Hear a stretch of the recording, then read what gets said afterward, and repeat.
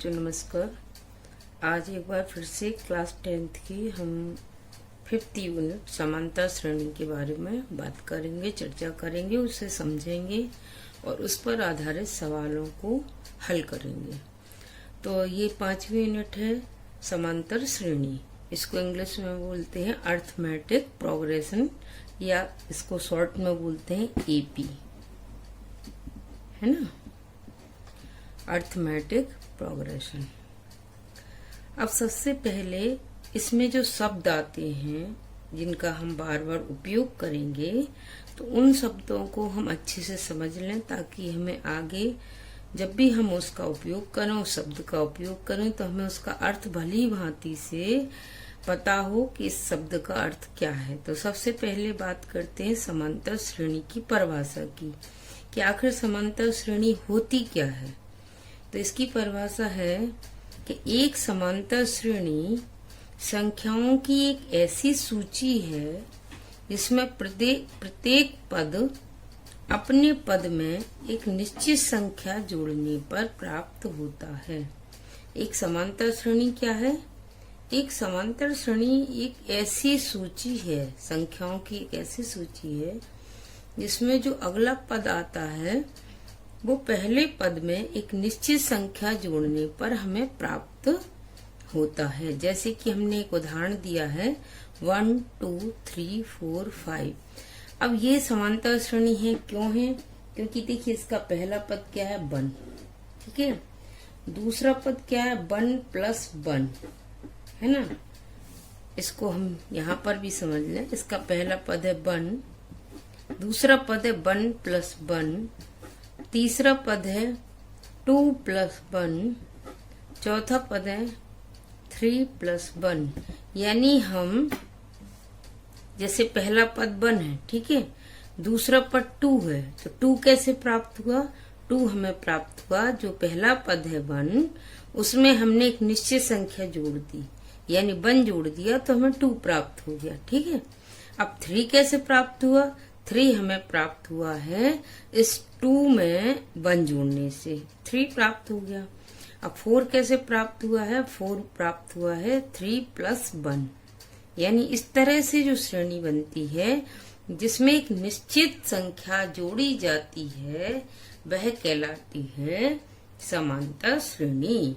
इसको दूसरे शब्दों में इस प्रकार से भी कहते हैं, कई जगह मैंने पढ़ा है, आप लोगों ने भी पढ़ा होगा कि समांतर श्रेणी एक ऐसी श्रेणी है जिसके प्रत्येक पद में एक निश्चित अंतर होता है, जिसके प्रत्येक पद में एक निश्चित अंतर होता है। बात वही है, यहाँ थोड़े अलग शब्दों का प्रयोग किया है और कई जगह ये परिभाषा भी आपको पढ़ने को मिलेगी। तो समांतर श्रेणी आपको समझ में आ गई होगी। अब दूसरा हमारा जो शब्द है वो है सार्व अंतर। सार्व अंतर क्या है? जैसे कि इससे शब्द के अगर इसको संधि विच्छेद कर दें, सार्व अंतर माने समान अंतर। जिस निश्चित संख्या का अंतर समांतर श्रेणी या एपी में होता है उसे एपी का सार्व अंतर कहते हैं। यानी ये जो निश्चित संख्या हमने जोड़ी है ऊपर समांतर श्रेणी में, जो हमने निश्चित संख्या जोड़ी है, 1 इसमें जोड़ा, फिर 1 इसमें जोड़ा, फिर 1 इसमें जोड़ा, तो ये जो निश्चित संख्या होती है वह कहलाती है सार्व अंतर। और इसको हम कैसे दिखाते हैं? स्मॉल डी से। कैसे दिखाते हैं? स्मॉल डी से। अब देखिए हमारी जो एपी है उसका एक व्यापक रूप होता है। समांतर श्रेणी का व्यापक रूप क्या होता है? यानी हमें समांतर श्रेणी प्राप्त कैसे होगी, इसका फॉर्मूला है a + d, a + 2d, a + 3d। इस तरह से हमें समांतर श्रेणी प्राप्त हो जाएगी। यहाँ पर जो a है वो है पहला पद और d है सार्व अंतर, ठीक है। अब चलिए हम बात करते हैं एक्सरसाइज की।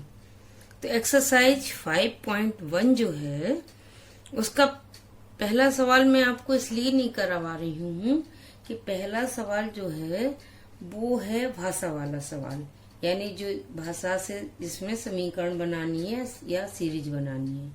तो इसको थोड़ा समझने में टाइम लगेगा, तो पहले हम सरल सवाल कर लेते हैं, फिर हम कठिन सवाल करेंगे। मैं कराऊंगी, अगले वीडियो में उसको डालूंगी, लेकिन पहले मैं इसका क्वेश्चन नंबर 2 ले रही हूँ, ताकि आपके दिमाग में एपी का जो कॉन्सेप्ट है वो बहुत अच्छे से क्लियर हो जाए।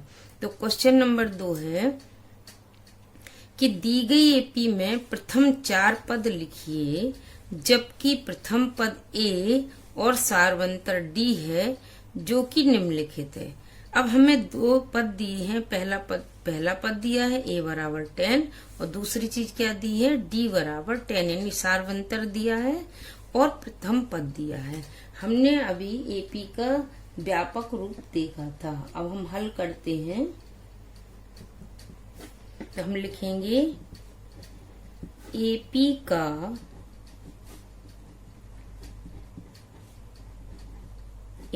का व्यापक रूप ए प्लस बी, ए प्लस 2d, ए प्लस 3d होता है।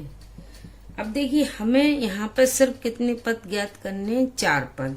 तो पहला पद तो चूंकि दिया ही हुआ है, तो पहला पद क्या हो जाएगा, पहला पद ए बराबर है 10।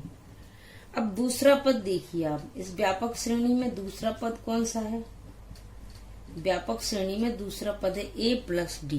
तो दूसरा पद क्या हो जाएगा, ए प्लस डी। तो ए कितना है 10, डी भी कितना है 10, तो दूसरा पद क्या हो गया 20। इसी प्रकार से हम निकाल लेंगे तीसरा पद। तो तीसरा पद क्या हो जाएगा, ए प्लस 2d। तो क्या हो जाएगा, ए माने 10 और इसका मान भी दिया गया है 10। तो ये अगर 10 प्लस इसका गुणा हो जाएगा 20, तो ये आ गए आपके 30। इसी प्रकार से हमें इसका चौथा पद भी प्राप्त हो जाएगा। चौथा पद क्या होगा, a प्लस 3d, यानी 10 प्लस 3 इंटू 10, यानी 10 प्लस 30 40। तो इसका पहला पद क्या हो गया 10, दूसरा पद हो गया 20 यानी 20, तीसरा पद हो गया 30 और चौथा पद हो गया 40। इस तरह से हमें ये चारों पद प्राप्त हो गए हैं। इसी का मैंने सेकंड और लिया है, मैंने 2 सवाल आप समझ लीजिए, इससे कि आपको क्या है, ये अच्छे से इसका कॉन्सेप्ट क्लियर हो जाए, अच्छे से समझ में आ जाए कि एपी के पद कैसे निकाले जाते हैं। तो इसमें भी हम देखते हैं। देखिए बच्चों, एपी का वेटेज अच्छा है ब्लूप्रिंट में। एपी से बहुत सारे सवाल आते हैं। मैं जो अगला वीडियो तैयार करूंगी उसमें आपको सूत्र बताऊंगी कि इसके मुख्य सूत्र कौन कौन से हैं जो एग्जाम में पूछे जाते हैं। 1 वर्ड वाले क्वेश्चन आते हैं, इससे 2 नंबर के भी क्वेश्चन आते हैं, 3 नंबर के भी क्वेश्चन आते हैं।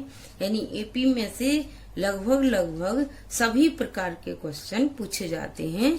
इसलिए जो एपी है वो आपको बहुत अच्छे से तैयार करनी है। तो हल क्या लिखेंगे, हम लिखेंगे एपी का व्यापक रूप ए प्लस डी, ए प्लस 2d, ए प्लस 3d होता है। ठीक है, तो पहला पद क्या हो गया, पहला पद तो ए है, तो ए बराबर हो गया -2। अब देखिए दूसरा पद क्या होगा, दूसरा पद है ए प्लस डी। तो ए का मान कितना है -2, डी का मान कितना है 0। तो ये तो उतने का उतना आ गया। इसी प्रकार से तीसरा पद क्या होगा, तीसरा पद है ए प्लस 2d, यानी कि -2 प्लस 2 इंटू 0। तो ये भी कितना हो गया -2 प्लस 0 यानी -2। और चौथा पद क्या हो गया, ए प्लस 3d, यानी कि -2 + 3 × 0 यानी -2। तो इसके चारों पद क्या हो गए? -2 हो गए, है ना। तो इस तरह से इसके चारों पद प्राप्त हो गए हैं आपको। अब इसका तीसरा सवाल देखिए। तीसरा सवाल है, निम्नलिखित में से प्रत्येक एपी के लिए प्रथम पद और सारवंतर लिखिए। क्या लिखना है? इसका प्रथम पद लिखना है और सारवंतर लिखना है। सीरीज आपको दी गई है, सीरीज आपको दी गई है, आपको इसका प्रथम पद बताना है और सारवंतर बताना है। तो हम जानते हैं, ये जो हम मान लेंगे, माना कि ये जो सीरीज दी गई है इसमें हम ये पद मान लेंगे। माना कि a बराबर है 3, इसको हम a1 मान लें। पहला पद हम a1 भी मान सकते हैं। तो a2 बराबर है 1, a3 बराबर है -1, a4 बराबर है -3। इस तरह से ये आपकी a1 है 3, a2 है 1, a3 है -1 और a4 है -3। ठीक है। अब क्या करेंगे? अब हम पहला पद तो प्राप्त हो गया, वो क्या पूछ रहे हैं? प्रथम पद। तो प्रथम पद क्या है? प्रथम पद तो है a1, ये है 3। अब पूछ रहे हैं सारवंतर। बेटा देखिए, सारवंतर निकालने का एक फॉर्मूला है a2 - a1, यानी जो दूसरा पद है उसमें से हमको पहला वाला पद घटाना है। इसी प्रकार से तीसरा पद है उसमें से दूसरा पद घटाना है। तो यहाँ पर a2 - a1 कर दिया, यानी कि दूसरे पद में से पहला पद घटा दिया। तो ये हो जाएगा 1 - 3 यानी -2। तो सारवंतर किससे हम डिनोट करते हैं? डी से। किससे दिखाते हैं? डी से। तो ये हमारा क्या हो गया? ये हो गया हमारा सारवंतर और ये हो गया हमारा प्रथम पद, है ना। आशा है आपको ये वीडियो अच्छी लगी होगी, पसंद आई होगी। पसंद आई तो लाइक करें, शेयर करें और सब्सक्राइब करें, ताकि और बच्चों को भी लाभ प्राप्त हो सके। अगली वीडियो में, एपी के अगले वीडियो में मैं इसके सारे सूत्र लेकर आऊंगी जो परीक्षा की दृष्टि से बहुत इम्पोर्टेंट है। ठीक है ना। तो थैंक यू।